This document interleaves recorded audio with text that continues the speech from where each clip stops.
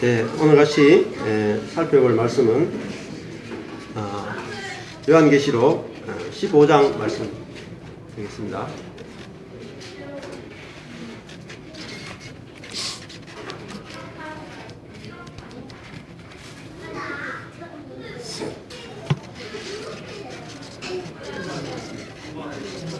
요한계시록 15장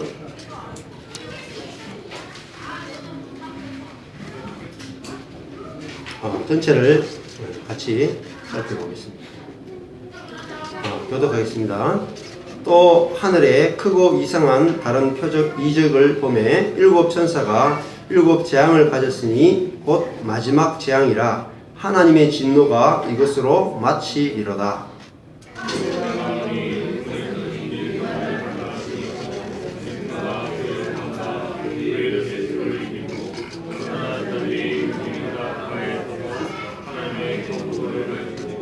하나님의 종 모세의 노래 어린 양의 노래를 불러 가로되 주 하나님 곧 전능하신 이시여 하시는 일이 크고 기이하시도다. 만국의 왕이시여 주의 길이 의롭고 참되시도다.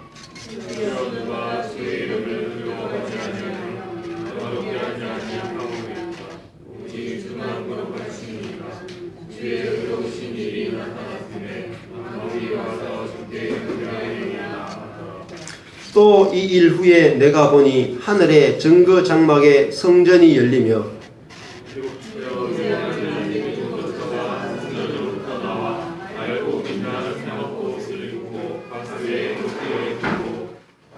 네 생물 중에 하나가 세세에 계신 하나님의 진노를 가득히 담은 금대접 7을 그 천사 7천사에게 주니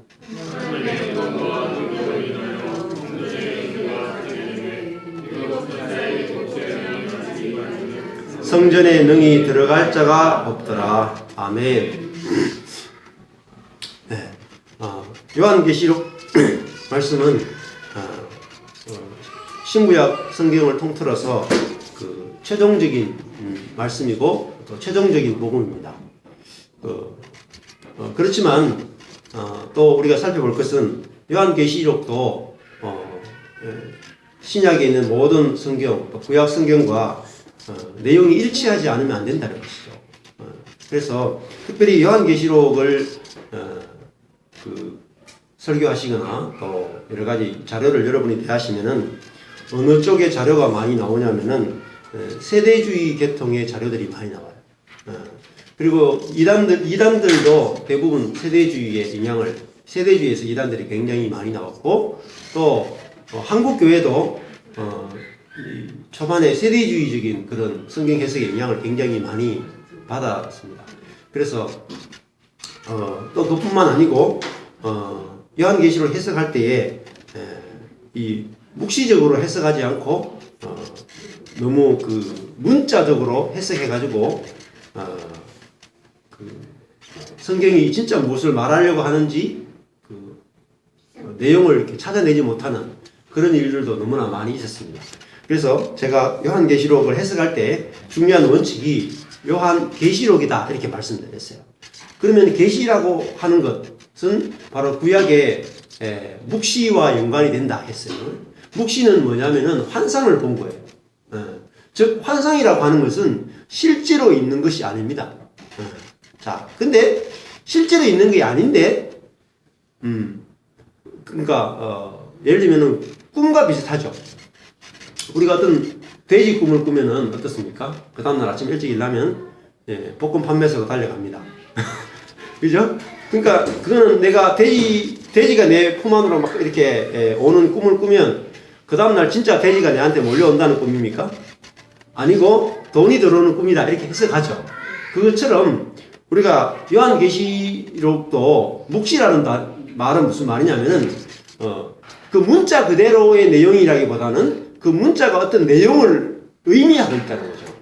그래서 이거는 요한계시록만 단독적으로 그렇게 해석하느냐? 그렇지 않습니다. 왜냐하면 구약에 있는 스가랴스라든지 또 구약의 에스겔스라든지 그런 거 보면 다 돼요. 마른 뼈이고 에스겔스 보면 마른 뼈의 골짜기. 그러면은 골짜기 속에 뼈들이 하얗게 말라 있는 그런 그 뼈들이 있죠. 그러면 실제로 사람들이 뼈처럼 말라 있다. 그렇지 그런 뜻이 아니죠. 영적으로 완전히 죽어 있는 상태를 보여주는 거죠. 그것이 바로 묵시예요, 묵시.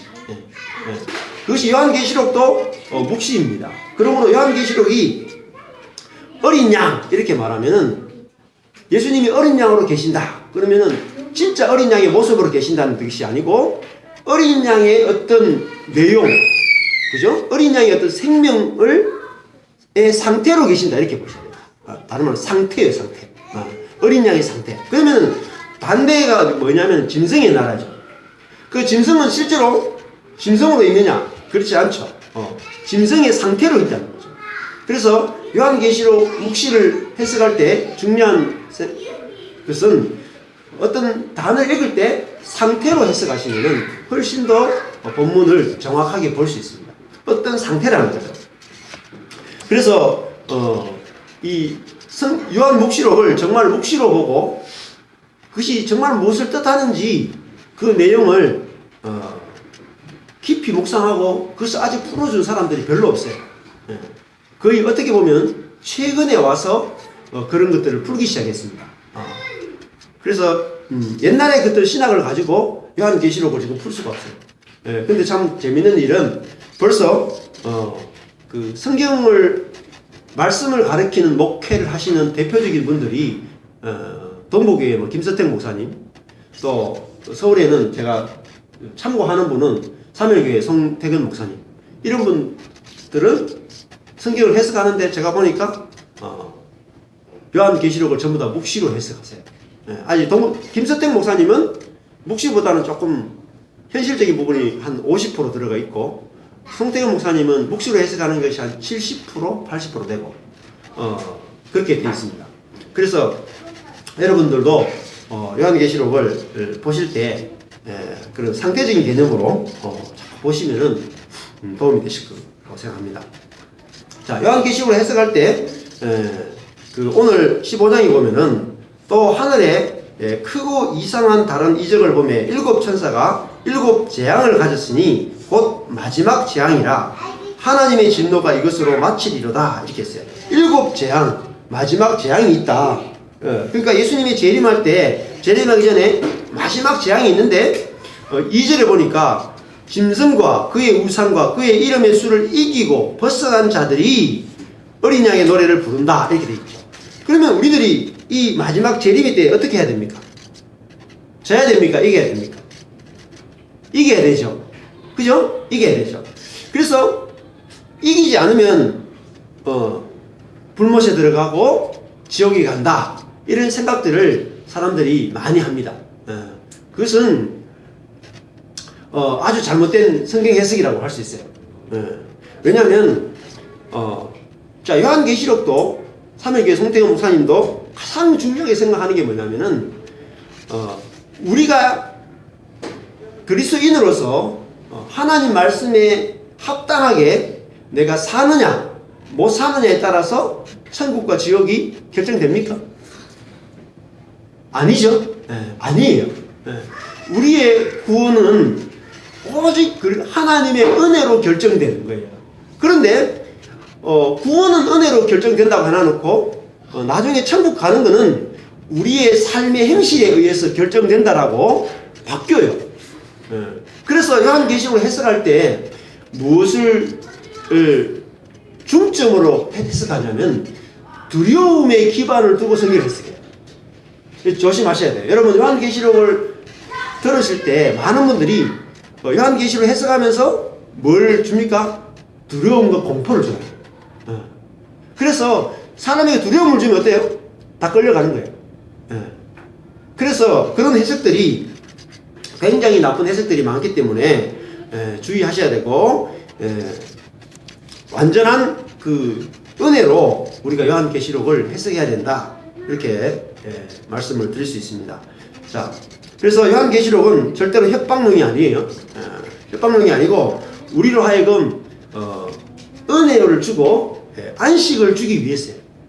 이 빌립보서 같은 경우도 그렇고 성경의 모든 성경은 바울이 성경을 쓸 때에 인사말에 뭐라고 합니까? 하나님 아버지와 주 예수 그리스도로조차 너희에게 무엇과 무엇이 은혜와 평강이 너희에게 있기를 원한다. 그러니까 성경을 쓰는 목적이 뭐예요? 은혜와 평강이죠. 우리에게 은혜 주려고 평강 주려고 썼지 협박하고 공갈하라고 쓴 책이 아니라는 거예요. 그래서 저희들이 기억해야 될 것은 요한계시를 읽으면서 요한계시록이 내게 은혜가 되지 않는다면 읽지 마세요. 내게 안식을 주지 않는다면 읽을 필요가 없습니다. 왜 우리가 요한계시록을 읽으면서 왜 두려움을 느끼느냐? 우리 존재가 무엇으로 구성되어 있어요? 처음에 우리가 부모로부터 태어나게 되면 우리 자신이 율법이라고 하는 성분으로 우리가 태어나게 돼요. 완전히 율법주의자로 태어나요. 그래서 율법이 곧 세상이에요. 세상의 구성 요소가 율법이에요. 그래서 성경을 펼치면 우리는 즉시 무엇을 봅니까? 성경의 말씀을 기반으로 해서 내 행위를 살펴요. 내 행위를 살피면서 내가 옳으냐 그르냐를 따지기 시작합니다. 그러면서 즉시 내 자신을 정죄하게 되고 두려움을 느끼기 시작한다는 거예요. 그래서 인간은 아무것도 안 가르쳐도 인간은 날 때부터 율법적입니다. 이걸 기억하셔야 돼요. 인간은 태어날 때부터 율법적이다. 그 속에 선악과를 먹었기 때문에 날 때부터 내가 하나님과 사람 앞에서 옳으냐 그르냐 선하냐 악하냐 이런 성분을 갖고 그런 생명을 갖고 태어났다는 거예요. 그래서 성경을 읽으면은 성경을 내가 보는 즉시 율법적으로 성경을 보게 돼 있어요. 그래서 거기서 벗어나는 것이 너무너무 중요합니다. 자, 오늘 보니까 일곱 재앙이라고 나와 있죠. 하늘에 크고 이상한 다른 이적을 보면, 자, 여기 보면은 이적인데 일곱 천사가 일곱 재앙을 가졌죠. 자, 이 재앙은 어디에 있는 재앙입니까? 하늘 안에 있는 이적이죠. 하늘 안에 있는. 그러니까 하늘의 재앙이죠. 땅의 재앙이 아니에요. 하늘의 재앙을 갖고 나오죠. 그래서 하늘의 재앙. 그러니까 이 땅의 재앙과는 다른 거라는 거예요. 이 땅에 있는 어떤 물리적인 재앙이 아니라 하늘의 재앙이다. 하늘.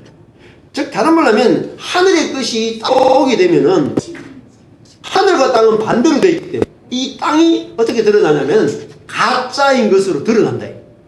가짜인 게 드러나는 거예요. 이것이 재앙입니다. 참 재앙은 가짜인 게 드러나는 거예요. 예를 들어서 어떤 사람이 주일날 예쁜 옷을 샀어요. 어떤 집사님 한 분이 겨울인데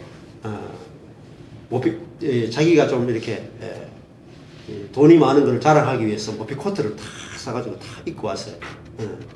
근데 그날 교회가 갑자기 인테리어 공사를 해가지고 목욕탕으로 바뀐 거예요. 목욕탕으로 바뀌면 그 사람이 다 와서 앉아가 벗고 있는데 혼자 모피코트 입고 왔어요.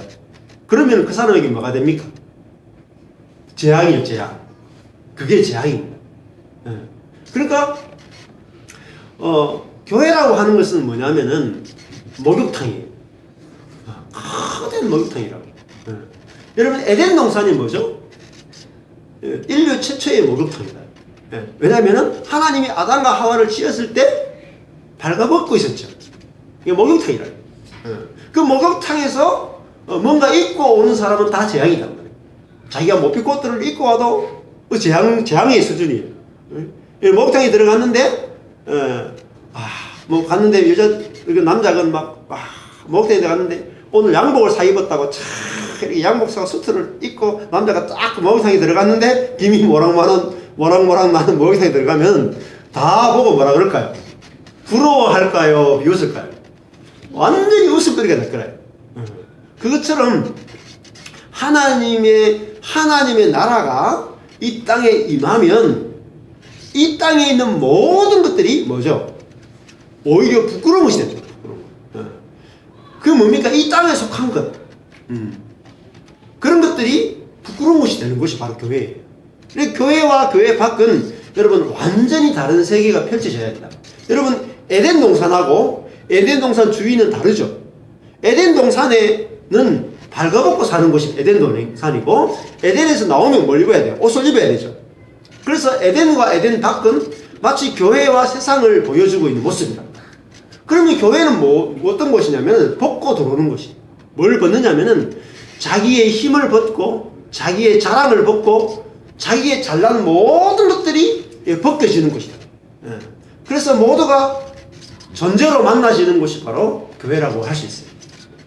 교회 와서는 뭐가 부끄러워야 돼요? 입은 사람이 부끄러워해요. 내가 많이 입은 것, 많이 가진 것, 많이 소유한 것이 부끄러워져야 돼요. 그래서 높은 자는 어때요? 낮아지고 낮은 자는 높아져서 모든 사람이 다 하나로 만날 수 있는 곳이 바로 교회여야 한다는 것이죠. 그런데 우리가 복음을 모르기 때문에 이 하늘의 재앙이 우리에게 임하는 것이 복이에요. 하늘의 재앙. 정말 그게 보여져야 된단 말이에요. 근데 우리가 교회가 에덴이라는 사실을 잘 몰라요. 에덴 동산은 무엇의 상징이냐면 성전의 상징이거든요. 에덴 동산에는 금이 있고 강이 있고 생명나무가 있죠. 근데 그것이 뒤에 가면은 모세 시대에 가면은 뭐로 바뀌냐면 성전으로 바뀌어요.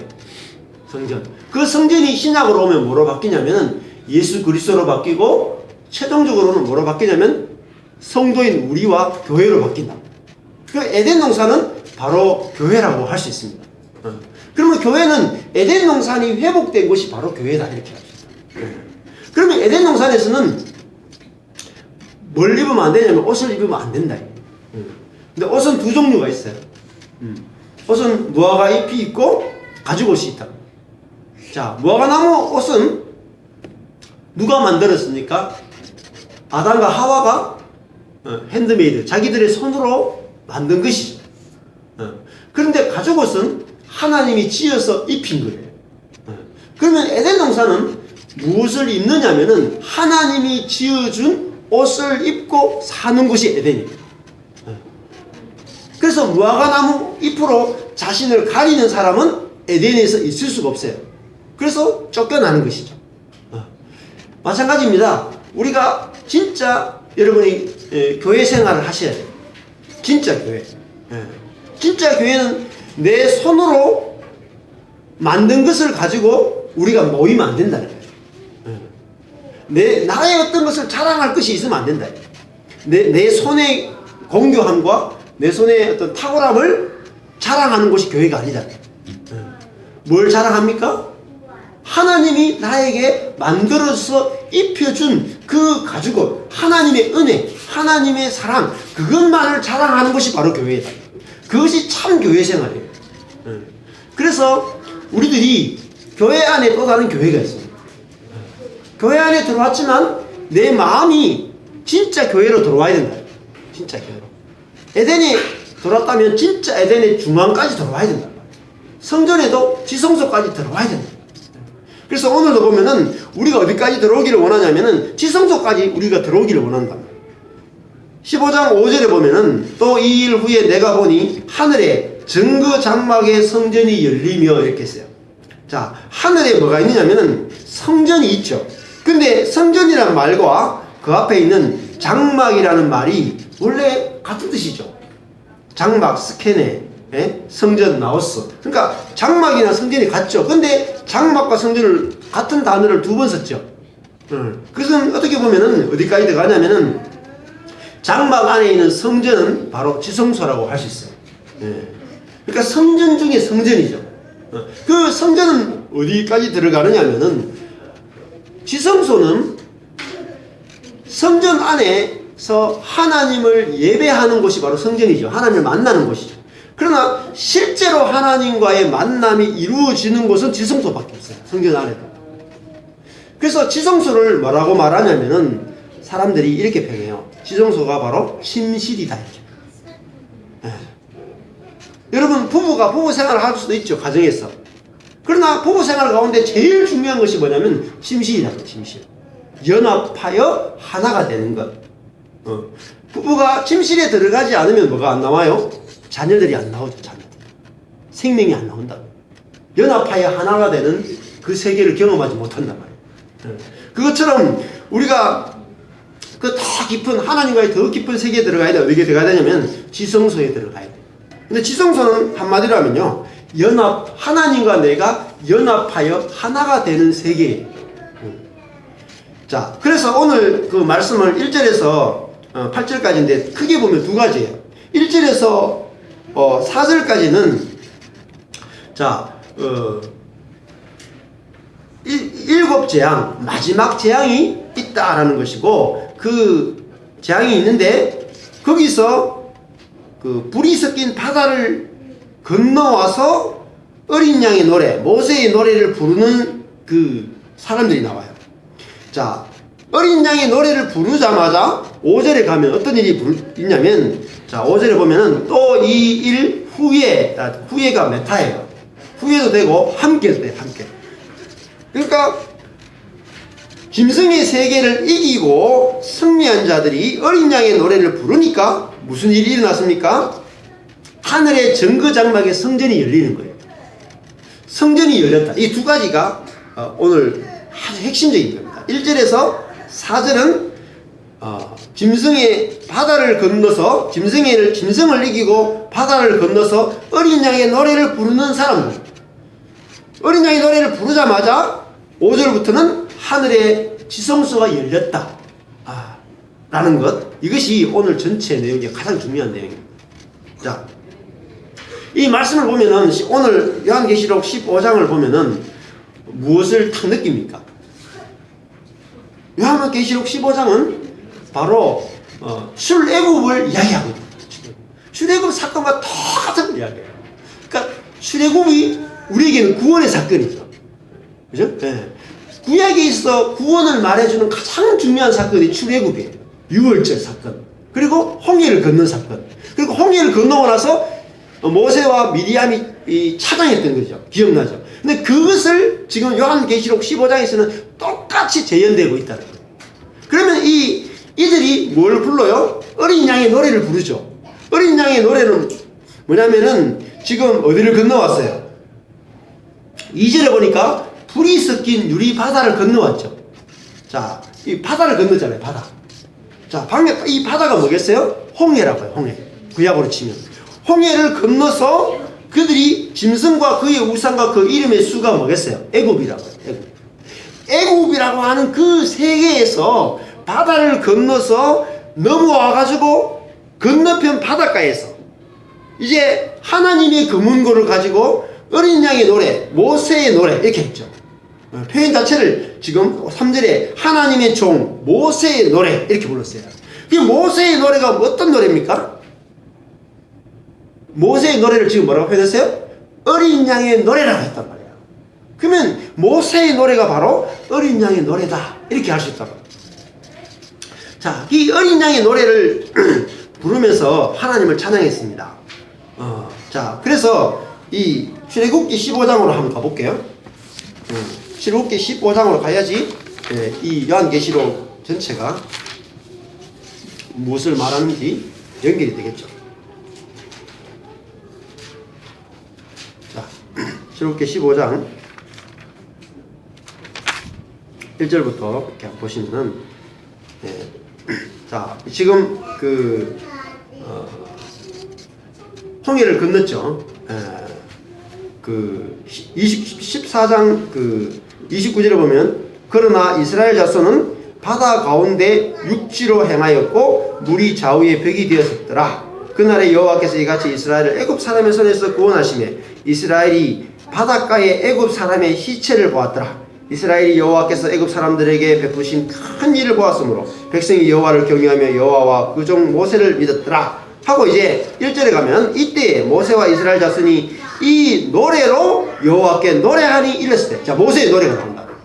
미리암의 노래가 아니고 모세의 노래예요. 그죠? 여호와의 종 모세의 노래가 나온다. 무슨 노래입니까? 내가 여호와를 찬송하리니 그는 높고 영화로우시며 말과 그 탄자를 바다에 던지셨습니다. 여호와는 나의 힘이요 노래시며 나의 구원이시로다. 그는 나의 하나님이시니 내가 그를 찬송할 것이요 내 아비의 하나님이시니 내가 그를 높이리로다. 여호와는 용사시나 시니 여호와는 그의 이름이시로다. 그가 바로의 병거와 그 군대를 바다에 던지시니 그 택한 장관이 홍해에 잠겼고, 여기 보시면은 계속 바다가 나와요. 잘 보세요. 바다라는 걸 잘 기억하셔야 돼요. 홍해에 잠겼고 큰 물, 다 바다예요. 큰 물이 그들을 덮으니 그들이 돌처럼 깊음에 내렸도다. 여호와여 주의 오른손이 권능으로 영광을 나타내시니이다. 여호와여 주의 오른손이 원수를 부수시니이다. 주께서 주의 큰 위엄으로 주를 거스리는 자를 엎으시니이다. 주께서 진노를 바라십니다. 진노 나옵니다. 진노가 뭐냐면 이게 7재앙이죠. 아까 전에 요한계시록에 보면은 마지막 재앙 7재앙이 나오잖아요. 그때 진노의 대접을 쏟아붓죠. 여기도 똑같아요. 진노의 대접이 나옵니다. 진노를 바라시니 그 진노가 그들을 초계같이 사르니이다. 주의 컵김에 물이 쌓이되 파도가 언덕같이 일어서고 큰 물이, 태홈입니다. 태홈. 큰 물이 바다 가운데 엉기니이다. 이렇게 말하고 그 11절 보시면 여호와여 신중에 주와 같은 자 누구니이까? 주와 같이 거룩함에 영광스러우며 찬송할 만한 위엄이 있으며 기이한 일을 행하는 자 누구니이까? 이렇게 되어 있습니다. 그러면서 13절에 보시면 주께서 그 구속하신 백성을 은혜로 인도하시되, 이게 핵심이죠. 은혜로 인도하셨다. 은혜가 뭐냐면 원어로 헤세드예요. 헤세드가 우리 헤세드 지금 생각하는데, 헤세드가 다른 말로 하나님의 언약적 사랑이 헤세드, 언약적 사랑. 그래서 헤세드로 인도하시되 주의 힘으로 그들을 주의 성결함 어디에 들어가게 해요? 처소. 근데 처소가 원어로 보면요, 나웨가 뭐냐면 목장이 더 좋아요. 처소보다는 원어로.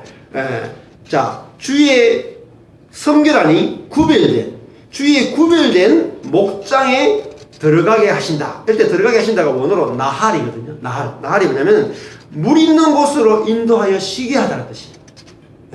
그러니까 하나님께서 거룩한 구별된 목초지로 우리로 들어가게 해서 거기서 먹고 마시게 하신다. 막 이게 뭡니까? 가나안이죠. 가나안으로 들어가게 하신다. 지금 그렇게 찬양하고 고백하고 있습니다. 그런데 여기서 우리가 처소로 들어갈 뿐만 아니라 17절에 보면은 이렇게 되어 있죠. 주께서 백성을 인도하사 그들을 주의 기업의 산에 심으시리이다. 자, 이게 가나안이죠. 여호와여 이는 주의 뭐라 했습니까? 주의 처소를 삼으시려고 예비하신 것이라. 주여 이것이 주의 손으로 세우신 성소로소이다. 이렇게 했어요. 자, 그러니까 사실은 진짜 가나안은 뭐냐면은 이스라엘 백성이 하나님의 성소예요. 하나님은 어디에 거하기를 원하시는가? 우리가 물리적인 이 땅이 아니라 하나님의 백성을 성전 삼아서 하나님의 처소 삼는다는 거예요.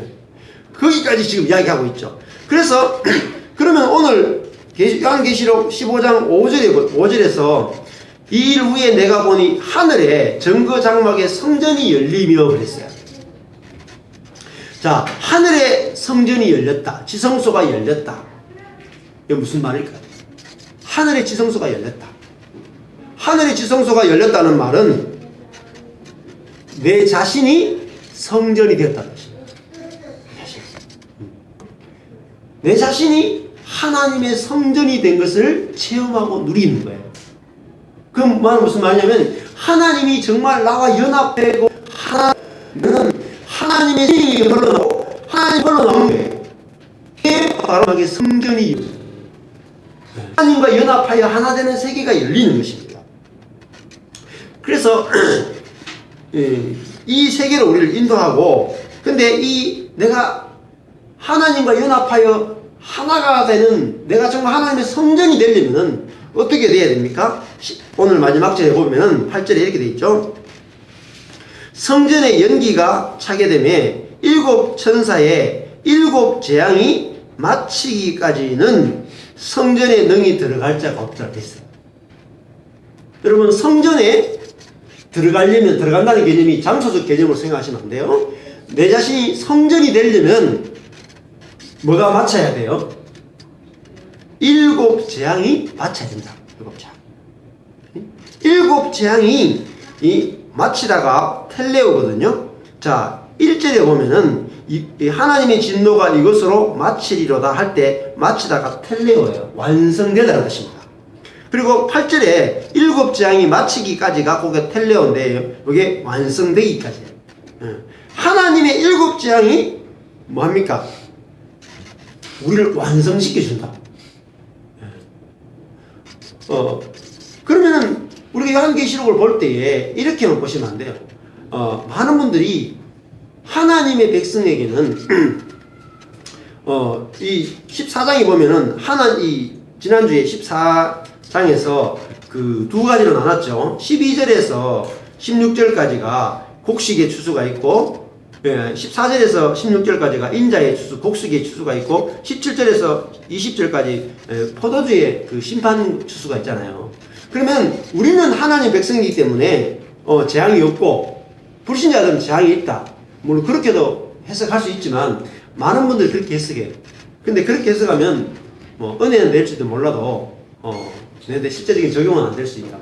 그러면은 중요한 게 뭐냐면 우리도 사실은 그 재앙을 어떤 면에서 받아야 된다. 하늘의 재앙, 땅의 재앙이 아니라 하늘의 재앙을 받아야 된다.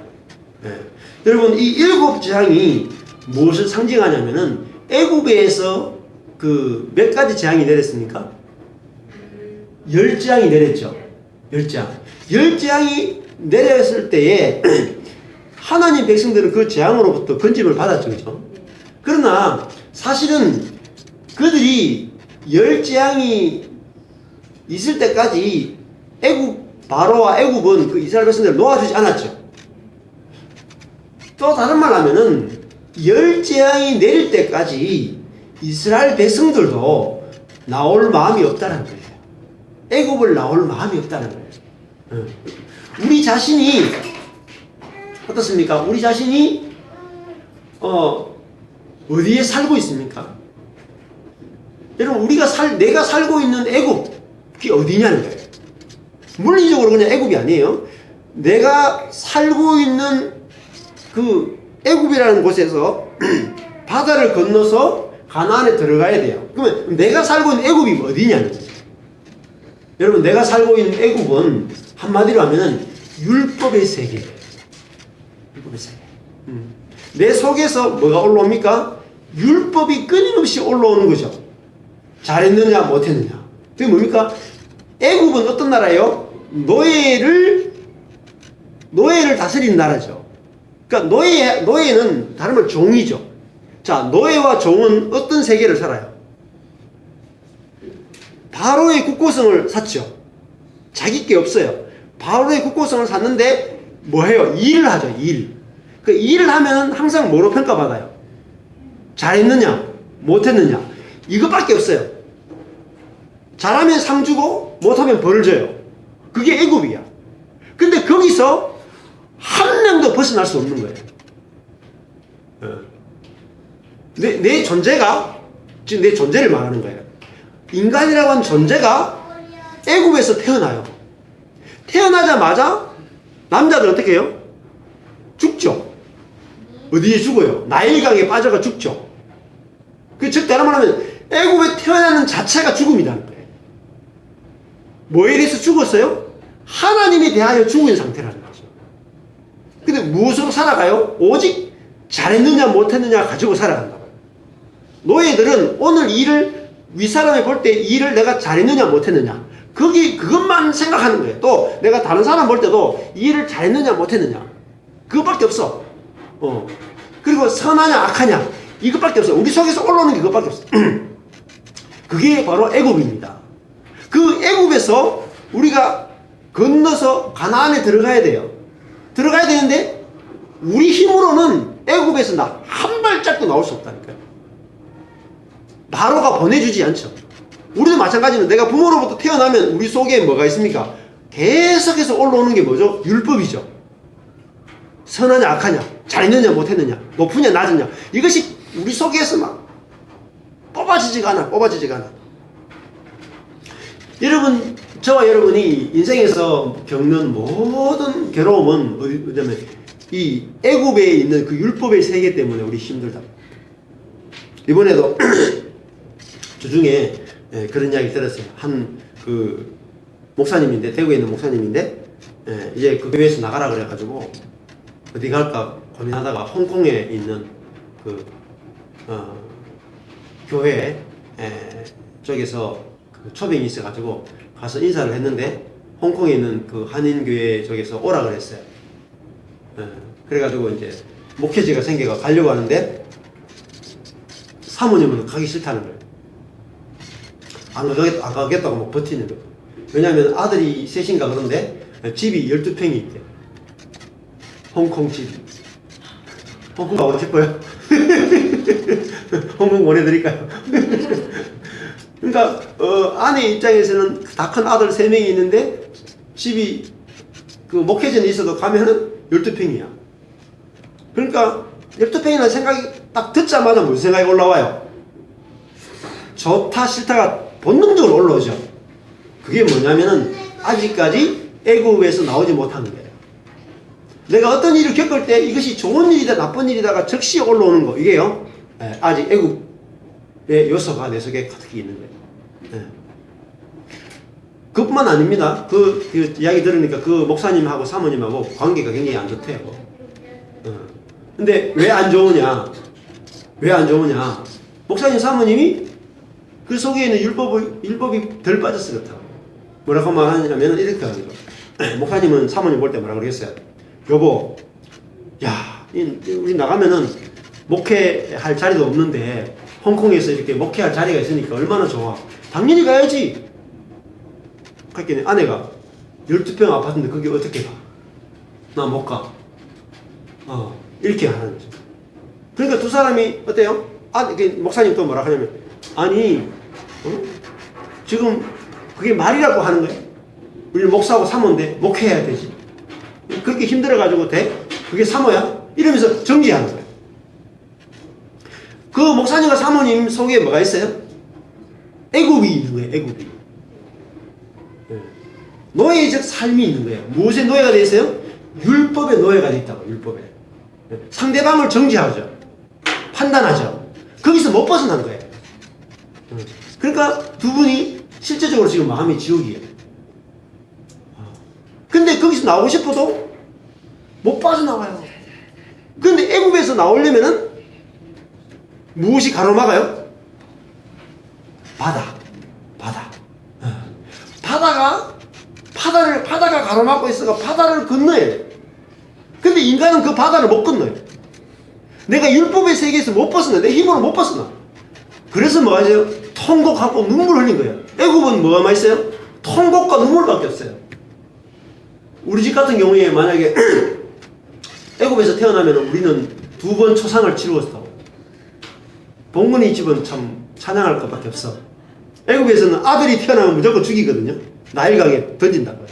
그럼 우리 집은 아들이 둘인데 시원이랑 시민은 벌써 나일강에 악어 밥이 돼 있을 거야. 강민이도 남의 일이 아니야죠. 저 안고 있는 지금 제일 고마워도 저기서도 그냥 지금 나일강 악어 밥이 돼야 된다. 그러니까 애굽에서 산다고 하는 것은 뭐죠? 눈물밖에 없는 거예요. 눈물밖에 없는 거예요. 아무리 일해도 내게 없어요. 다 뺏기는 거예요. 근데 그 애굽에서 나올 수가 없어요. 자기 힘으로는. 왜?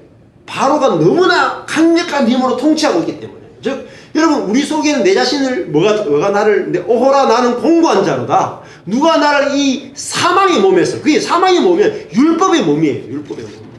내 율법이 나를 막 지배하고 다스리는데 내 속에서 끊임없이 남을 판단하고 정죄하는 것이 올라오는데 이놈을 못 이기겠는 거예요. 이놈을 못 이기겠는 거예요. 아무도 벗어날 수 있는 인생이 없어. 그래서 그런 상태에 있는 인간의 상태, 그 상태에 있는 인간을 다른 상태로 옮기는 걸 구원이라고 하는 거예요. 그러니까 우리에겐 정말 구원이 필요하다니까요. 근데 그거 우리 힘으로 안 돼. 어떻게 해서 여기 이 애굽의 삶이 처음에 뭐로 느껴져야 돼요? 지옥 같은 걸 경험해야 된다고요. 그들이 400년 동안이나 머물면서 안 나왔죠. 왜 안 나왔을까요? 좋으니까 안 나왔어요. 애굽이 너무 좋았다고요. 왜? 선악을 가지고 살아가는 것도 그 나름대로 재밌잖아요. 우리가 조선왕조 500년도 전에 율법으로 살았는데 거기서 보면은 내가 다른 사람보다 더 선하고 다른 사람보다 더 잘하고 더 좋으면 내가 나올 일이 없죠. 근데 어떤 일이 빵 생기면 나온다. 하늘로부터 재앙이 임하면. 이번에도 하늘의 재앙이 어떤 거냐? 예를 들면 이런 겁니다. 어떤 분이 이번 주에 그런 간증을 충무슨 교회 다니세요. 근데 그 교회는 서울에 있는 명무슨 교회 부목사였던 분이 이쪽에 오셔가지고 목회를 했는데 교회가 너무 커졌어요. 근데 목회를 똑같이 하는 거예요. 똑같은 목회. 그러니까 새벽 기도라는 이런 거죠. 통합적 교회들은 엄청 열심히 있어요. 통합적 교회. 통합적 교회가 상당히 위험합니다. 너무 열심히 많기 때문에 오히려 위험할 수 있어요. 그래서 대구에서 그 교회 굉장히 커졌어요. 주변에 성도들 다 끌고 와요. 어떻게 보면 근데 어떤 일이 생기냐. 이번에 김삼원 목사님이 세습을 해주는 바람에 그분이 자기 교회가 정말 큰 문제가 있구나라는 것을 보게 된 거예요. 그전에는 자기 교회가 어땠어요? 명성교회하고 똑같은 교회니까 자랑스럽게 그래도 생각했죠. 물론 힘든 것도 있었지만. 근데 이번에 세습하는 사건을 딱 겪으면서 그분이 뭐라고 하냐면 자기 친구하고 둘이 있는데 굉장히 기도를 많이 하는 사람이에요. 근데 친구하고 뭐라고 하냐면 우리 김삼원 씨하고 김하나 씨 우리 주기로 가자. 그것들 때문에 한국교회가 이름이 더럽혀진다. 특공대를 조직해서 우리가 주기로 가자. 근데 나는 주기로 가라 할게. 나는 처자식이 있어가 안 될 것 같고 네가 대신 좀 죽여달라. 뭘 봤습니까? 그 많은 기도가 명성교회에서 드리는 수많은 기도가 새벽 기도가 거기서 받는 모든 은혜가 김사한 목사님이 지금까지 간증했던 모든 것들이 세습이라고 하는 것으로 결론 나는 걸 보면서 이것이 아니구나라는 것을 알게 됐죠. 그래서 그분은 이제 교회를 옮겼다. 이 세계가 아니구나 라는 걸 보게 됐다. 그게 뭐죠? 재앙이 임했죠. 마찬가지입니다. 우리도 무슨 재앙이 임해야 되냐면 먼저는 내가 그 내 속에 얼마나 율법이 많은지를 봐야 돼요. 내 속에. 그래서 그 율법 때문에 내가 뭐가 되고 뭐가 펼쳐지고 있냐면은 내가 애굽이 펼쳐지고 있다는 것이 경험돼야 돼요.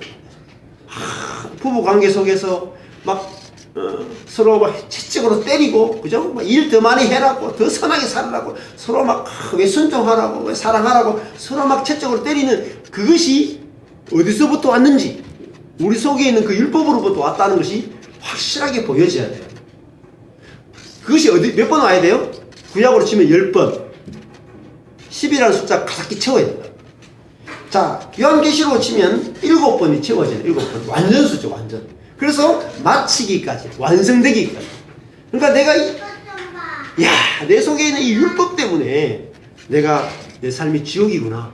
그러니까 오늘 우리가 이 평온을 구하는 기도를 보면 바꿀 수 없는 것을, 죄로 물든 세상을, 고난을 바꾸려고 하다가, 즉 내 앞에 있는 사람을 바꾸려고 하다가 내가 지옥이 펼쳐졌구나. 근데 그게 정말 지옥을 경험해야 돼.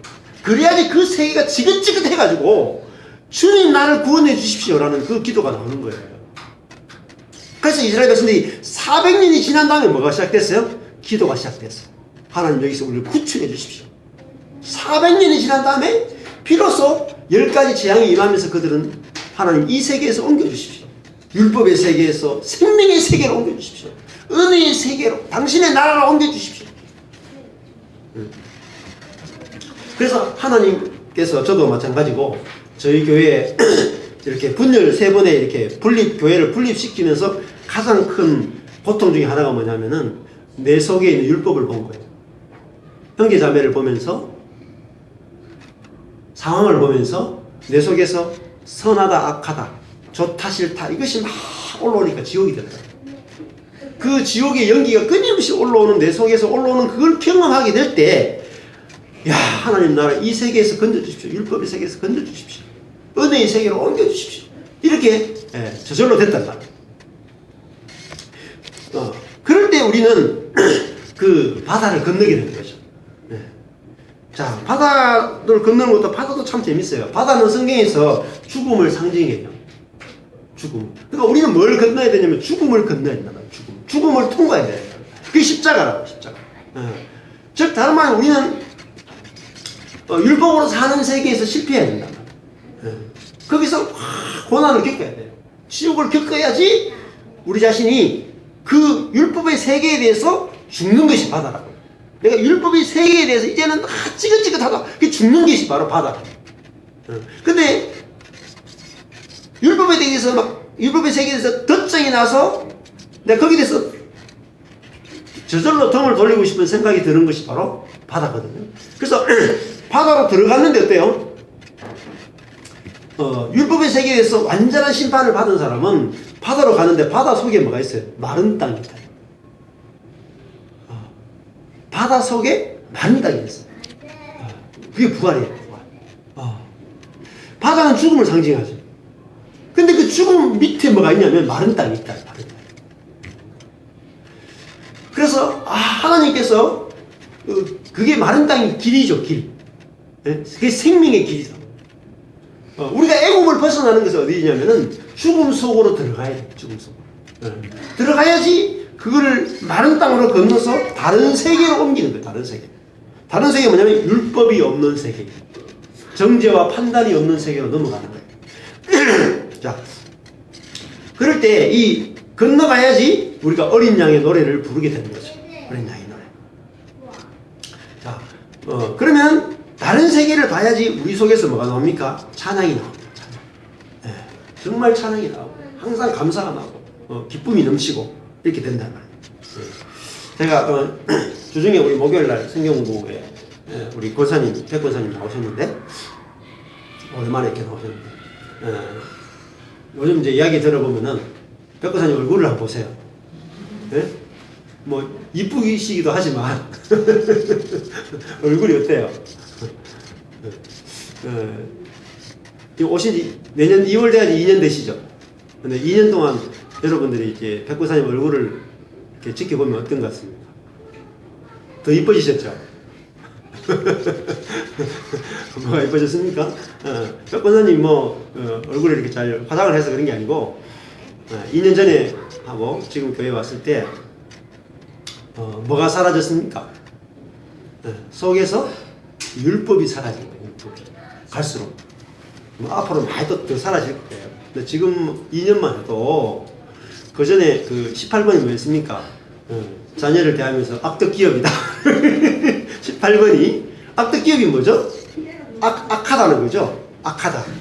해도 너무한다. 이게 뭐죠? 우리 자녀들이 악하다. 그게 뭐죠? 율법이죠. 선하다, 악하다. 내 자녀가 선하다, 악하다. 이걸 따지는 게 율법이죠. 거기서 지금 굉장히 많이 벗어났다고. 그러니까 내 속에서 뭐가 사라져요? 연기가, 지옥의 연기가 사라집니다. 그러니까 뭐가 돼요? 지금 권사님 이번 주에 만나니까 내가 16가지 병이 있어도 눈이 지금 막 이렇게 치료가 안 돼도 허리가 디스크가 있는 것도 이것도 치료가 안 돼도 내가 감사한 것밖에 없다. 감사한 것밖에 없다. 그게 뭡니까? 옮긴 거죠. 율법의 세계에서.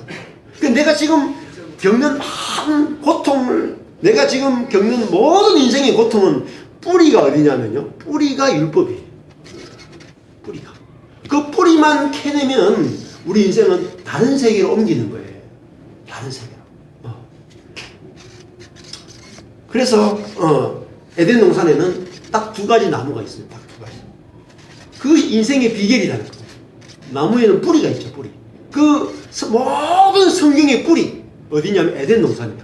그리고 에덴 동산의 중앙이 우리 인생의 모든 인생의 뿌리를 보여주는 자리예요.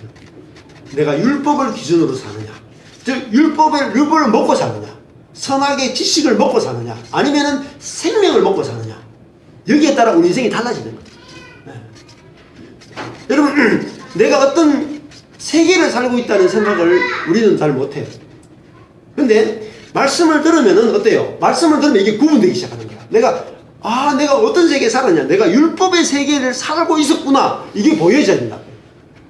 자, 요한계시록은 777 시리즈예요. 근데 7이 굉장히 많죠. 완성을 말하는데 첫 번째가 7인이었죠. 자, 7인은 책이었어요. 책. 7인이니까 이게 닫혀 있어가지고 안 열리죠. 자, 이 7인을 떼시는 분이 누구예요? 어린 양이시죠. 어린 양이 예수님이 비밀, 그러니까 책을 열어서 다른 세계를 이제 보여준다고. 다른 세계. 근데 다른 세계를 아무도 못 봤어요. 모든 사람이 날 때부터 죄인이고, 모든 사람이 날 때부터 율법에 쩔어서 태어나고, 애굽에 태어나고, 바벨론에 태어나기 때문에 다른 세계, 다른 나라가 있는지 몰라. 다른 세계를 볼 수가 없어요. 근데 예수님만이 우리에게 다른 세계가 있다는 걸 보여주는 거죠. 생명의 세계가 있다는 걸 보여주는 거죠. 그래서 이런 선악의 세계에서 생명의 세계로 옮겨가려면 중간에 뭐가 있냐면 강이 있어요. 바다가 있다고. 죽음을 통과해야 된단 말이에요. 그래서 히브리인이라는 말 자체가 뭐죠? 강을 건넌 사람들.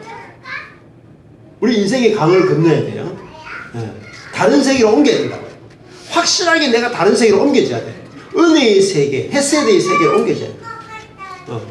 그래서 자, 아브라함이 어떻게 다른 세계로 옮겨졌어요? 아브라함이 원래 태어난 곳이 어딥니까? 위로는 티그리스고 밑으로 유프라테스 강이 있는 강유역에 있는 메소포타미아 그 지역에 거기가 바벨탑을 샀던 곳이죠. 거기서 태어나서 선악을 기준으로 살던 아브라함이 그 세계에서 어떻게 돼요? 밀려났다고요. 자기를 자랑하고 싶었는데 뭐가 없어요? 아들이 없죠. 아들이 없으니까 거기는 자기가 높아지려고 해도 절대 높아질 수 없죠. 그래서 자기는 거기서 망한 인생이에요. 아브라함이 75세 되기 전에 자식을 못 낳으니까 자랑할 것이 없죠. 고대에는 자식 없으면 자랑할 게 없는 거예요. 돈이 아무리 많아도. 그래서 그는 거기서 밀려난 사람이에요. 실패한 사람이에요. 실패했기 때문에 그는 강을 건널 수 있었다.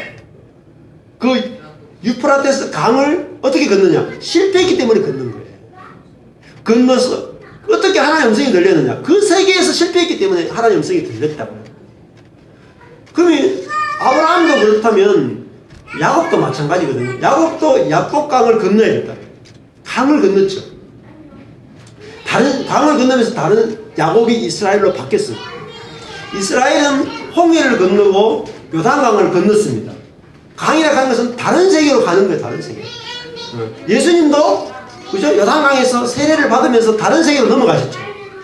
십자가를 통해서 자아의 세계에서 영으로 부활의 세계로 하늘로 옮기셨죠. 그러니까 우리도 세계를 옮겨야 돼요. 내가 어떤 행위를 이렇게 옮기는 게 아니고 나라 자체를 옮겨버려요. 나라 자체를. 나라를 옮겨야 된다고. 여러분, 재밌는 것은 제가 일본에 갔다 오면서 비행기를 타고 왔는데 뭘 느꼈냐면은 비행기 타고 오면서 이런 생각을 했어요. 이야, 바다 하나 사이 두니까 사람이 이렇게 다르구나. 그 바다가 뭔데? 동해 있잖아, 동해. 동해 요 바다 하나 사이 두고 요게 일본 사람하고 여기 한국 사람하고 너무 다른 거예요. 음식도 다르죠. 생긴 것도 다르죠. 살아가는 것도 다르죠. 뭐. 야, 말도 다르죠. 너무너무 다른 거예요. 그러니까 성경에서 말하는 바다라고 하는 것은 다른 세계로 옮기는 거예요. 다른 세계. 완전히 다른 세계에 들어가는 거예요. 근데 어떻게 다른 세계로 갈 수 있어요? 비행기를 타지 않으면 못 가요. 그래서 제가 넘어오면서 저 밑으로 비행기 밑으로 딱 보니까 후지산이 밑으로 보이더라고요. 정말 후지더라고요. 그러니까 그 나라에서는 후지산 올라가려고 하면은 죽어나죠. 근데 비행기 타면은 저 밑에 그냥 발에 때만도 못하게 이렇게 보면서, 그죠? 그냥 나라가 이렇게 이제 보이면서 그냥 다 구름 위로 건너온다고요. 뭐로 건너요? 비행기를 타고 건너죠. 그게 은혜로 믿음으로 건너는 거예요. 은혜로 믿음으로. 그래서 우리도 이스라엘 백성들이 어떻게 홍해를 건넜습니까? 그들이 한 것이 아무것도 없습니다. 10가지 재앙을 자기들이 내린 적도 없고, 그죠? 자기들이 바다를 건너기 위해서 다리를 놓은 적도 없고, 은혜로 그들은 다른 세계로 옮겨갔어요. 예. 그래서 우리도 어떻게 옮겨가냐면 은혜의 세계가 보여져야 된다. 은혜의 세계가 보여져야지 옮겨지는 거예요. 여러분, 아브라함 이제 어떻게 옮겨지느냐? 모세도 마찬가지겠죠. 모세가 어떻게 이렇게 차단을 하게 됐을까요? 모세가 홍해를 가는 적이 없어요. 그죠? 10가지 재앙을 내린 적이 없어요. 모세는 부름 받을 때 이미 바다를 건넌 사람이에요. 부름 받을 때 나는 못합니다 했죠. 그러니까 자기가 못하기 때문에 주님이 다 하신 거예요. 모세가 한 것이 아니라 주님이 다 하셨죠. 그래서 모세는 홍해를 건널 때 자기는 팔을 내민 것밖에 없어요. 그럼 바다가 갈라졌어요. 건너오니까 자기들이 한 것이 아무것도 없기 때문에 그들은 뭘 하게 됐어요? 노래를 부르게 됐다고요. 찬양을 부르게 됐다고. 우리도 마찬가지입니다. 우리 인생이 내가 하게 되면 찬양이 안 나옵니다. 근데 주님이 다 하는 것이 보이면 우리는 찬양할 수밖에 없다. 그게 하나님의 나라예요. 우리들 이 바벨론은 뭐를 하느냐? 바벨론은 아까 전에 그 무화과나무 옷도 똑같고 바벨론도 똑같아요. 바벨론이 어디서 왔냐? 바벨탑에서 왔죠. 그 바벨탑을 쌓는 것이 어디로 가냐면은 애굽의 국구성을 쌓는 것, 계속 쌓는 것 같죠. 여러분 쌓아 올리려면 뭐가 필요합니까? 벽돌이 필요하고 역청이 필요하고 수고가 필요하고 땀이 필요하죠. 그런 수고하고 땀을 흘리는 세계에서 건져내서 땀 흘리지 않는 세계로 옮기는 게 바로 구원이단 말이에요. 그러면 보시면은 아브라함을 예를 들면 아브라함은 그 강을 건너가지고 가나안 땅에 들어왔어요. 하나님께서 뭘 준다고 했냐면 아들 주겠다 그랬거든요. 그러니까 너무너무 그게 좋게 들렸기 때문에 자기는 왔다고요. 근데 아브라함이 하나님이 아들 준다 그럴 때 자기 속에 뭐가 생겼어요? 믿음이 생겼어요. 자, 이제 하나님이 아들 줄 걸 믿었다 그래요. 그래서 하나님께서 그 믿음을 뭐로 여겼어요? 의로 여기셨다. 의라는 말은 네가 나와 올바른 관계를 맺고 있다는 것입니다. 자, 아브라함이 하나님이 아들 준다는 믿음이 있었어요. 그 믿음이 굉장히 중요하죠. 그래서 그 믿음 갖고 있었는데 그 믿음 가지고 뭘 낳았어요? 그 믿음은 이스라엘을 낳았다고. 이게 중요해요. 아브라함의 믿음은 이스라엘을 낳는 것으로 결정이 났어요. 이스마엘을 낳았어요. 근데 99세가 됐을 때는 하나님 찾아가 아들 주겠다 그럴 때는 아브라함 믿음이 있었습니까? 없습니까? 웃었죠. 자기 믿음이 없어졌죠. 자기 믿음이 없으니까 하나님 쪽에서 뭘 줘요? 이삭을 주죠. 그러니까 이삭을 받으면서 아브라함은 어떻게 되냐면 다른 세계로 넘어가는 거예요. 다른 세계로. 우리가 다른 세계로 넘어가려면 은혜가 무엇인지 알아야지 다른 세계로 넘어가요. 은혜를 모르기 때문에 율법의 세계에 살고 있기 때문에 이 세계가 안 보여줘요. 그게 지금 뭐냐면은 오늘 찬양 속에 들어있다고. 자, 찬양을 보시면은 하나님을 찬양할 때 뭘 찬양하냐는 거죠. 여기 보면은 3절에 보면은 주 하나님 곧 전능하신 이시여 하시는 일이 크고 기이하다. 하나님의 일은 기이하다는 거죠. 상상할 수 없다. 왜 상상할 수 없냐면 주의 길이 호도스예요. 방법. 주님의 방법이 뭐요? 디카이오스, 의롭고 참되다. 알레티노스, 실제란 말이에요. 핵심은 의롭다는 거예요. 그리고 4절에 주의 의로우신 일이 나타났다는 거죠. 그러니까 왜 찬양하냐면 주님이 길이 의롭고 주의 의로운 일이 나타났으니까 찬양하는 거죠. 그러면 의가 뭔지를 알아야겠죠. 의. 우리가 하나님의 의로운 분이라는 사실을 알면 찬양하지 않을 수 없다. 자, 하나님이 아브라함에게 아들을 주신 것은 언제 주셨어요? 아브라함의 믿음이 있을 때 없을 때? 없을 때 주셨죠. 자, 보세요. 아브라함의 믿음이 있을 때 주는 것은 뭐죠? 그게 애굽이에요.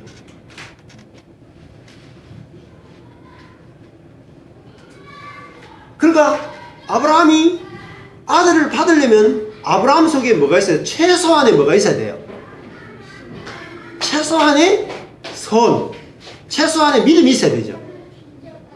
그러니까 하나님의 복은 무엇 때문에 오는 거예요? 결국은 아브라함의 믿음 때문에 그 약속이 성취되죠. 그러니까 그 약속의 성취는 누구에게 달렸어요? 아브라함에게 달렸잖아요. 자, 아들 주겠다라고 하는 하나님의 약속은 아브라함이 그걸 믿어야지 이루어지죠. 그것이 율법의 세계랍니다.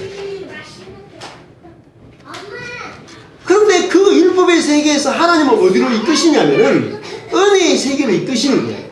은혜는 뭐가 없어져야 돼요? 아브라함의 믿음조차도 필요 없어요. 믿음이 필요 없어. 오직 뭐만 있어요? 하나님의 의. 의가 지난주에 말했으니까 의무.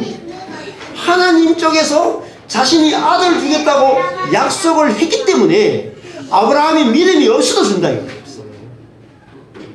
그거를 경험해야지 우리 인생이 그때부터 뭐요? 그때부터 애굽을 벗어나는 거예요.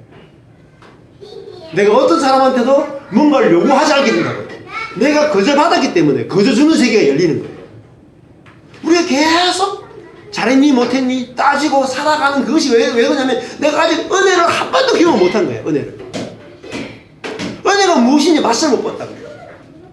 그저 받아본 게 없는 거예요. 그저 받았어. 전부 다 내가 했기 때문에 받은 것밖에 없지 기도했기 때문에 받은 것밖에 없다고. 근데 기도 안 하고 받기 시작하면 우리는 다른 세계에 옮겨가는 거예요. 네. 그래서 정말 은혜가 무엇인지 우리는 경험을 해야 됩니다. 해야 되고 누려야 되고 먹어야 돼요. 그래서 제가 그걸 알게 되면서 참 기쁘더라고요. 전에는 예를 들면 우리 바로교회가 잘 되고 부흥해야 된다. 이걸 가장 강렬한 욕구를 가진 사람이 목사회에 누가 있겠습니까? 그러면 우리 교회가 잘 되려면은 저와 여러분의 뭐가 필요합니까? 열심도 필요하고 믿음도 필요하겠죠. 돈도 필요하고 숫자도 필요하고. 그러면 어디에 포커스를 맞출까요?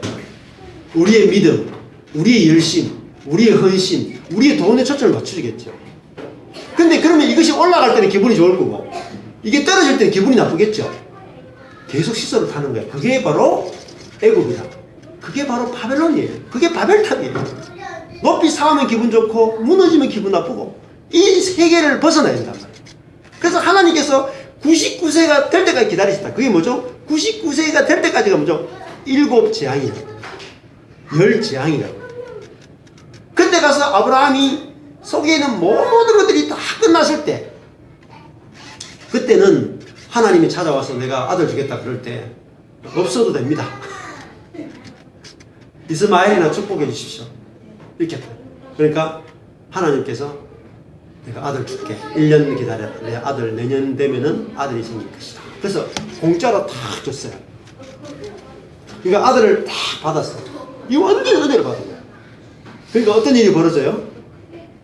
아들을 모리아산에서 제물로 바쳐라 그랬을 때 그냥 그 다음날 아침에 일어나서 바로 바쳐버리죠.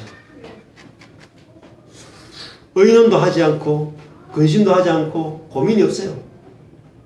그저 받았기 때문에 그저 드리는 거예요. 말씀을 듣겠습니다. 스티브 맥베이라는 분이 제가 책을 은혜의 비밀이라는 책을 이번 주에 좀 주중에 읽을 시간이 있어가지고 읽었는데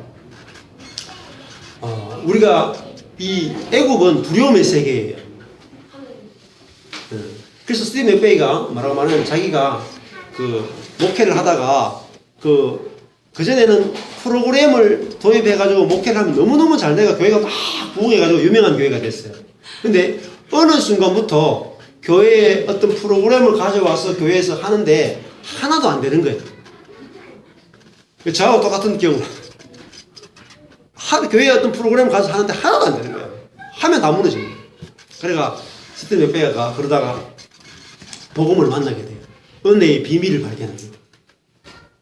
그래서 이분이 자기 속에서 이제 그 목회를 그만두고 자기가 순회 목회를 하려고 이제 옮기는데 자기 속에 두려움이 생기는 거예요.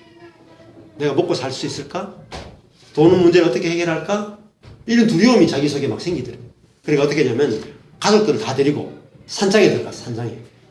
산장에 들어가서 뭐 했냐면은 자기가 두려움을 느끼는 목록을 다 적어본 거야.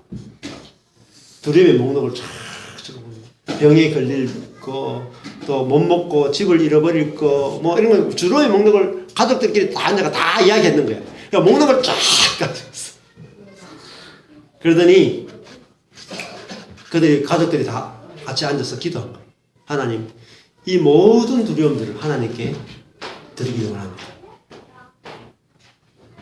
그리고 무슨 기도하냐면은 너희 몸을 하나님이 기뻐하시는 거룩한 산제사로 드려라.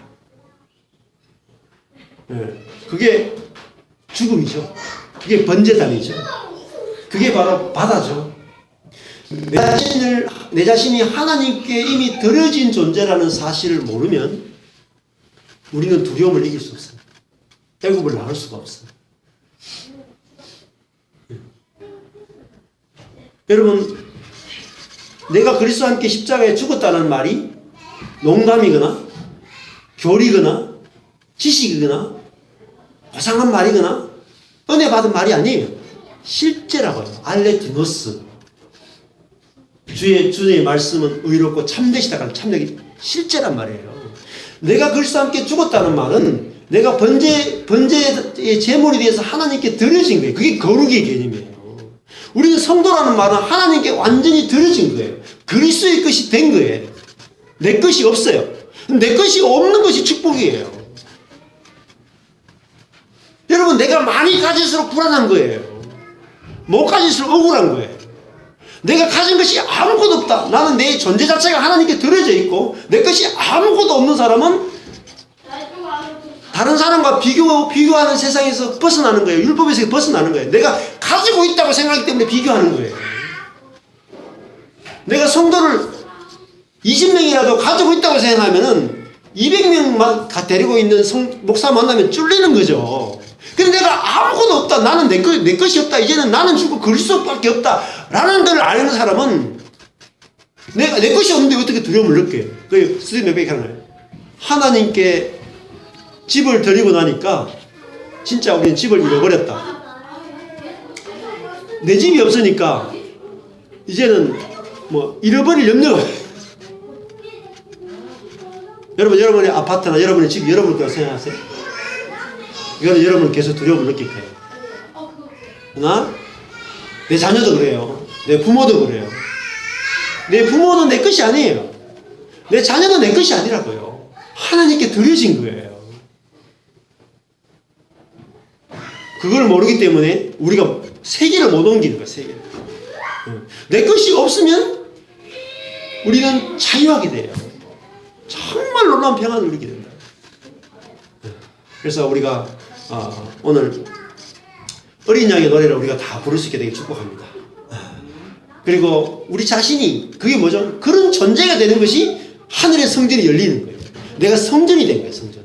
하나님이 실제로 나의 통치자가 되시고 내 안에서 하나님의 업다함이 흘러나오는 그런 성전이 열리는 거예요.